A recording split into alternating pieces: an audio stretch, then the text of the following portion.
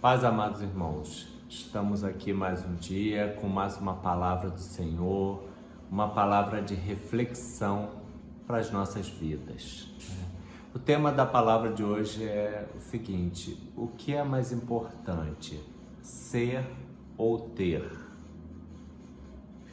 E hoje nós vivemos momentos, de que pessoas têm seguidores, pessoas seguem pessoas, e até não é uma coisa errada não, mas às vezes as pessoas valorizam muito quando as pessoas têm milhões de seguidores, mas nem sempre quem tem milhões de seguidores tem coisas assim para passar para as pessoas. Nem sempre quem tem milhões de seguidores tem coisas boas para passar.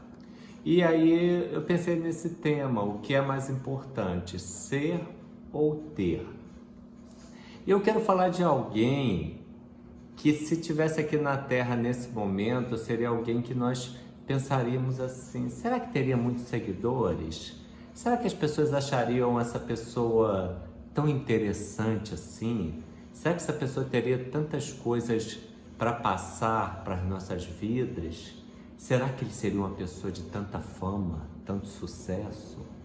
E é isso que eu quero que a gente comece a pensar neste momento, a analisar. Quero, em primeiro lugar, agradecer a presença do querido, amado, adorado Espírito Santo aqui, que é quem conduz todas as palavras, que traz para minha mente as palavras e que me ajuda nos textos, em todos os momentos. E nesse momento que ele está aqui, ele também ajuda muito. Ele quem conduz. Que eu fale exatamente o que ele tem para este momento, para este dia.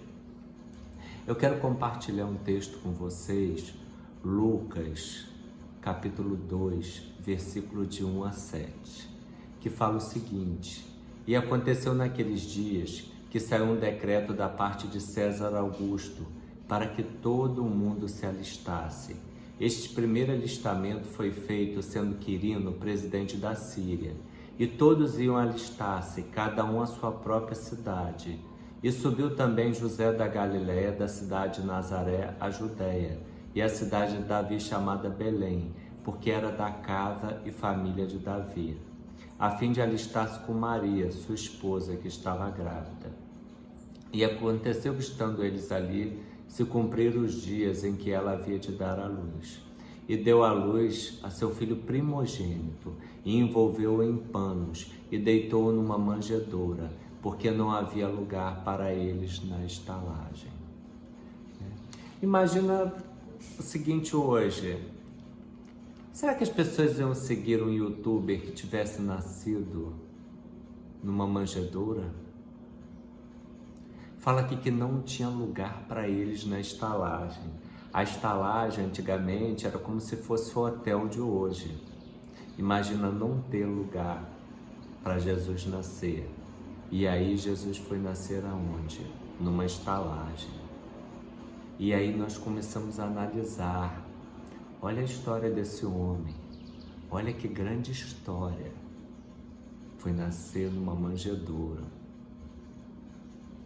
E aí a gente pensa, o que esse homem teria de interessante para passar? Quantos seguidores esse homem teria? Quem era esse homem que nasceu numa manjedoura? Muitos pensariam: um pobre coitado. Um pobre coitado nasceu numa manjedoura. O que será do futuro desse menino que nasceu numa manjedoura? E aí nós vamos ver quem Jesus foi, quem Jesus se transformou. Porque ele veio como um homem aqui nessa terra, mas muitos não sabiam quem seria Jesus. E aí, se nós começarmos a contar essa história que nasceu numa manjedoura, muitos falariam assim: este homem, este menino não tem um futuro. E o mais interessante, e o mais lindo de tudo, é que muitos poderiam falar que ele não tinha futuro, mas ele mudou o nosso futuro. Ele mudou a nossa história. nascendo numa manjedoura, para mostrar que ele era simples e que ele era o Jesus. E aí nós vemos interessante também, mostra logo de cara que Jesus não foi rico assim financeiramente, né? Nem quando nasceu, nem depois.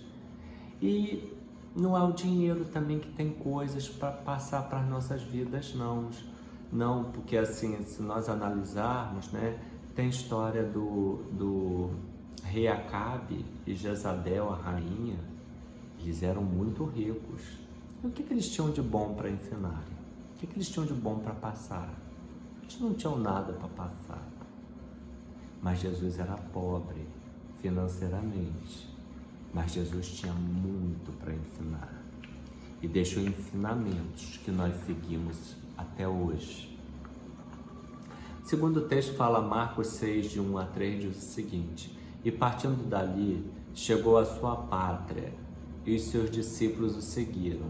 E chegando o sábado, começou a ensinar na sinagoga, e muitos, ouvindo-o, se admiravam, dizendo: de onde lhe vêm estas coisas? E que sabedoria é esta que lhe foi dada?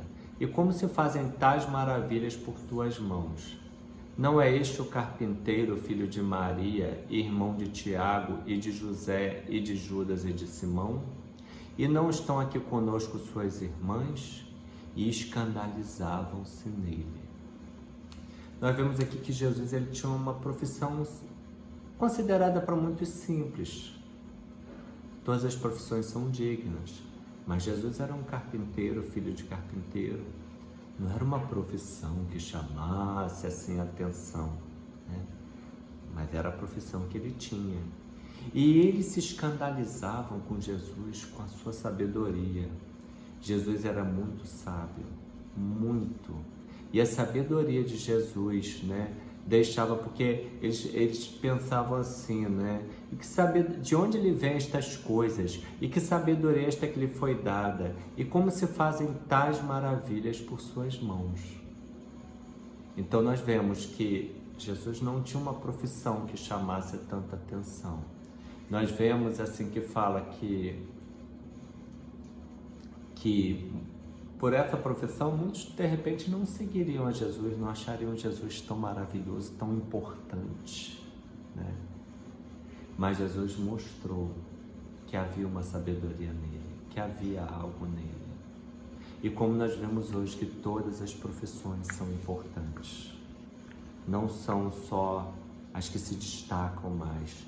Todas as profissões, quando elas são feitas de modo correto, de modo lícito, são profissões que agradam ao Senhor, que agradam ao nosso Deus. Então, a gente começa a analisar. Jesus, que nasceu na manjedoura, muitos não seguiriam Jesus por ele ter nascido na manjedoura. Muitos não seguiriam Jesus por ele ser um carpinteiro. E vamos ver um pouquinho mais que fala da história de Jesus. Mateus 6, 25 a 34 diz assim: por isso vos digo, não andeis cuidadosos quanto à vossa vida, pelo que haveis de comer ou pelo que haveis de beber, nem quanto ao vosso corpo, pelo que haveis de vestir. Não é a vida mais do que o mantimento e o corpo mais do que o vestuário? Olhai para as aves do céu, que nem semeiam, nem cegam, nem ajuntam em celeiros, e vosso Pai Celestial as alimenta. Não tendes vós muito mais valor do que elas?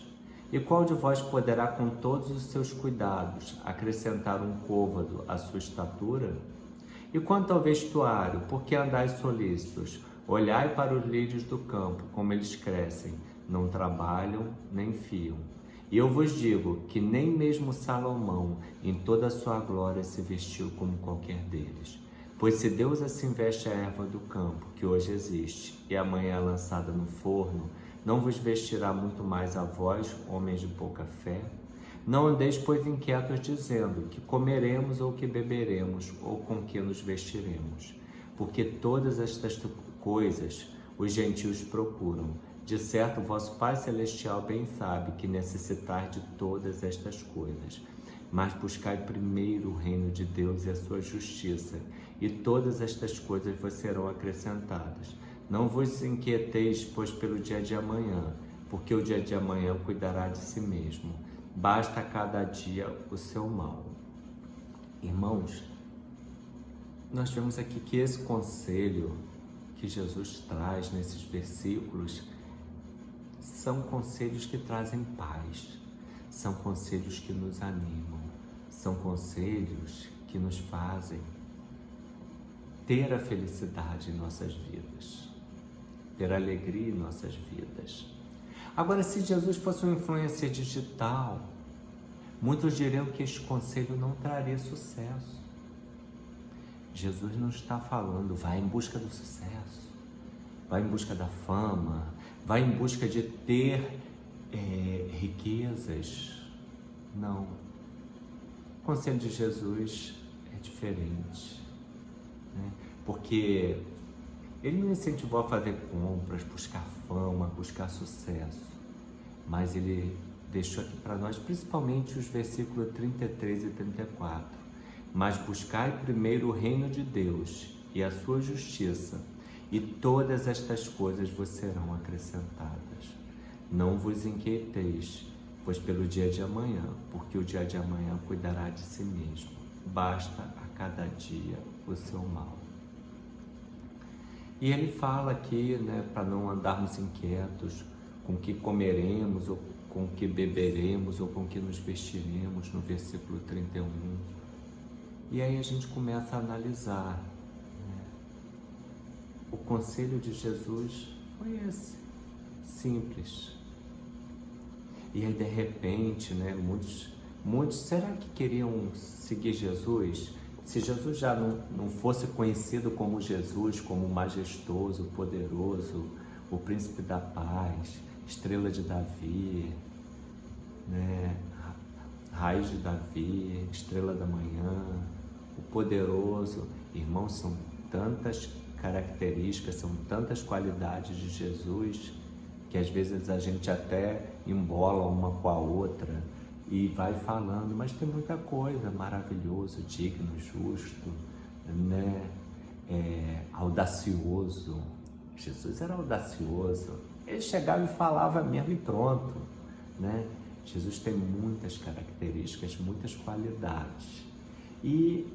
Só que aqui ele trouxe um conselho que vai na contramão do que nós temos vivido hoje. Vai na contramão. Mas Jesus, ele nos ensinou muitas vezes a ir na contramão. Na contramão do que o mundo nos oferece. Na contramão do que o mundo diz que é certo. Jesus, ele é assim.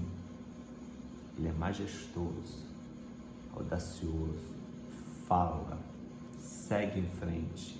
Aqueles que querem vão atrás dele. Agora, ele nunca se humilhou pedindo, implorando para que ninguém o seguisse. Os que querem, seguem ele. Então, aqui a gente vê como Jesus trouxe um conselho bom, maravilhoso. Porque nós sabemos que a ansiedade é uma coisa que destrói as vidas, a ansiedade faz mal, ela precisa ser controlada. Eu sempre falo, eu creio que todos nós temos um pouco de ansiedade, né? Um pouco, mas nós temos que controlar essa ansiedade. Porque às vezes tem gente que fala, eu não sou assim ansioso, ou mesmo eu acho que eu não sou assim tão ansioso, mas sempre tem um pouco de ansiedade. E a gente tem que controlar, para que seja pouca, para que não nos prejudique. E quando Jesus fala, mas buscai primeiro o reino de Deus e a sua justiça, e todas estas coisas vos serão acrescentadas. Quer dizer, tudo que a gente precisa será acrescentado, né? E aí, irmãos, eu quero pegar uma coisa que o mundo tem pregado, né? O mundo tem pregado muito de padrão de beleza, né? E aí eu quero colocar, ter beleza é primordial? Eu digo que não. Eu digo que não. Eu vou falar aqui de dois homens considerados belos, muito belos, homens que chamavam a atenção, mas foram homens que desagradaram muito o Senhor e que tiveram muitos erros. O primeiro deles está em 1 Samuel 9:2, que fala de Saul. Fala que este tinha um filho, cujo nome era Saul, moço e tão belo, que entre os filhos de Israel não havia outro homem mais belo do que ele, desde os ombros para cima, sobressaía a todo o povo. Moço e tão belo, que entre os filhos de Israel não havia outro homem mais belo do que ele. Saul, ele teve momentos bons sim com o Senhor, mas depois ele fez muita besteira. E a beleza dele, que ele tinha essa beleza externa, não ajudou Saul para que ele pudesse continuar com a caminhada dele. Segundo Samuel 14:25, fala de outro. Não havia, porém, em todo Israel homem tão belo e tão aprazível como Absalão. Desde a planta do pé até a cabeça, não havia nele defeito algum. Aqui fala da beleza de Absalão. E Absalão foi uma pessoa que, apesar da sua beleza, teve tantos erros, errou muito, se afastou do Senhor, deixou de fazer o que era certo, deixou de fazer o que era correto, né? Eram homens belos, isso aqui ninguém discute pelo que fala na Bíblia, né? Agora eu quero falar o seguinte: a beleza, sem seguir os ensinamentos do Senhor, não leva a lugar nenhum. A pessoa pode ser bela, pode ser bonita, mas sem o Senhor vai se tornar, com o tempo, uma pessoa vazia. Nós precisamos da beleza do Senhor em nossas vidas, a beleza que nos transforma. E aí nós analisamos o seguinte: a beleza que nos enche, essa beleza interior, é o Senhor que nos dá, porque as nossas atitudes nos tornam belos. As nossas atitudes, do que nós somos cheios internamente, isso nos faz belos a cada dia, isso nos torna belos. A aparência pode ser maquiada, pode ser enfeitada, mas o que nós somos internamente, isso aparece. Isso não tem como se maquiar. E quando nós somos cheios do Espírito Santo, as pessoas veem o brilho que há na nossa pele, o brilho em nossos olhos, as palavras que saem da nossa boca. Isto é belo, e isto vem do Senhor. E isso ninguém tira da gente, porque nós caminhamos com Ele. E aqui eu quero enfatizar uma coisa: os padrões do mundo não são os padrões de Jesus. Então, cuidado também com padrões de beleza. Eu não estou falando que ser feio, não estou falando, presta bem atenção, que ser belo é pecado. Não. Tem pessoas que até aparecem mais do que outras, né? Eu não me acho feio, mas não sou tão bonito como Saul foi, né? Aparentemente, né? Como Absalão. Mas o que eu quero colocar é o seguinte, que de repente eu perto deles, eu não apareceria tanto. Mas e o interno? O interno iria aparecer, né? E nós temos que tomar cuidado. Não estou dizendo que assim a gente não vai querer se arrumar, né? Que as esposas não vão querer se arrumar para o seu marido, que os maridos não vão querer se arrumar para suas esposas, né? Não estou falando que crente tem que viver mal arrumado, desleixado, abandonado, não é isso não. Até porque se nós servimos ao Senhor, se nós temos essa alegria, nós temos que querer viver bem, né? Arrumados, ajeitados, mas nós temos que ter cuidado para que padrões de beleza não venham a escravizar as nossas vidas e que nós fiquemos atrás de padrões de belezas do mundo e esqueçamos que a principal beleza que tem que ter em nossas vidas é a beleza interna e a beleza que vem de seguir, de caminhar com o Senhor Jesus. E aqui eu quero pegar um texto que falava lá de trás de quem seria Jesus e do que ele faria, do que ele mudaria. Isaías 53 diz assim: quem deu crédito à nossa pregação e a quem se manifestou o braço do Senhor, porque foi subindo como um renovo perante ele, como raiz de uma terra seca. Não tinha beleza nem formosura, e olhando nós para ele, não havia boa aparência nele para que o desejássemos. Era desprezado e o mais rejeitado entre os homens, homem de dores, experimentado nos trabalhos, e como um de quem os homens escondiam o rosto. Era desprezado e não fizemos dele caso algum. Verdadeiramente ele tomou sobre si as nossas enfermidades e as nossas dores. Levou sobre si a nós e nós o reputávamos por aflito, ferido de Deus e oprimido. Mas ele foi ferido por causa das nossas transgressões e moído por causa das nossas iniquidades. O castigo que nos traz a paz estava sobre ele, e pelas suas pisaduras fomos sarados. Todos nós andávamos desgarrados como ovelhas, cada um se desviava pelo seu caminho, mas o Senhor fez cair sobre ele a iniquidade de nós todos. Ele foi oprimido e afligido, mas não abriu a sua boca como um cordeiro. Foi levado ao matador e como a ovelha muda perante os seus tosquiadores. Assim ele não abriu a sua boca.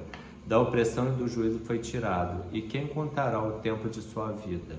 Porquanto foi cortado da terra dos viventes pela transgressão do meu povo, ele foi atingido. E puseram a sua sepultura com os ímpios e com o rico na sua morte, ainda que nunca cometeu injustiça, nem houve engano na sua boca. Todavia o Senhor agradou moê-lo, fazendo-o enfermar. Quando a sua alma se puser por expiação do pecado, verá a sua posteridade. Prolongará os seus dias e o bom prazer do Senhor prosperará na sua mão. Ele verá o fruto do seu trabalho da sua alma e ficará satisfeito com o seu conhecimento. O meu servo, o justo, justificará a muitos, porque as iniquidades dele levará sobre si. Por isso lhes darei a parte de muitos, e com os poderosos repartirá ele o despojo, porquanto derramou a sua alma na morte, e foi contado com os transgressores. Mas ele levou sobre si o pecado de muitos, e intercedeu pelos transgressores. Nós vemos aqui que fala sobre Jesus, né? Não tinha beleza nem formosura, né? Era desprezado, mas rejeitado entre os homens. Mas ele foi ferido por causa das nossas transgressões e moído por causa das nossas iniquidades.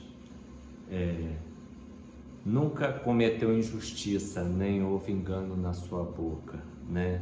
Mas ele levou sobre si o pecado de muitos e intercedeu pelos transgressores. Este é o nosso Jesus. Esse é o nosso exemplo.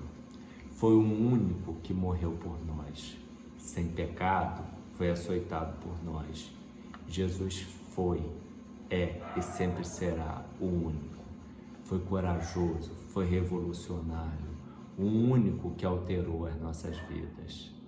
É mais importante ser do que ter, porque o ter você pode até perder, mas quando você você vai abençoar as pessoas. O ter não vai mudar a sua vida em muitos aspectos. O ser, sim, é quem você é. Eu quero dizer assim, não é errado você seguir as pessoas, mas veja bem, quem você está seguindo na internet, o que tem para te passar?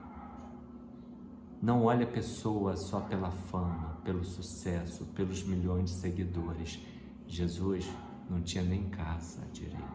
Jesus andava, Jesus era um andarilho e Jesus era Jesus. Aquele que, se olhássemos hoje, não tinha praticamente nada, mas ele era o tudo que mudou a minha vida, que mudou a sua vida. Senhor, nós queremos te agradecer por essa palavra e te suplicamos, Senhor, que o Senhor possa continuar cuidando de nós, e queremos dizer que somos seus seguidores e que te amamos e que te adoramos e que te exaltaremos, não só hoje, mas sempre em nossas vidas. Senhor, toca nos corações de todos os que ouvirem essa palavra, abra suas mentes, para que, se eles forem seguir pessoas aqui na terra, que sigam pessoas boas, pessoas que tenham algo para passar, algo para acrescentar para suas vidas. Senhor, que o Senhor toque em cada um que receber essa palavra, que o Senhor trate e cuide do coração de cada um, que o Senhor tire, Senhor, tudo que não provém de Ti, padrões de beleza que muitas vezes são enraizados, coisas mundanas que são enraizadas como prioritárias em nossas vidas, que sejam retiradas, mas que fique sempre a vontade de Te seguir e que nós possamos saber que nós precisamos Te seguir, fazer a Tua vontade, andar contigo, e tudo que nós precisarmos nos será acrescentado. Que nós possamos sempre buscar o Teu reino em primeiro lugar. Louvado e engrandecido seja o nome do Senhor. Amém. É mais importante você ser do que ter. Deus abençoe a todos.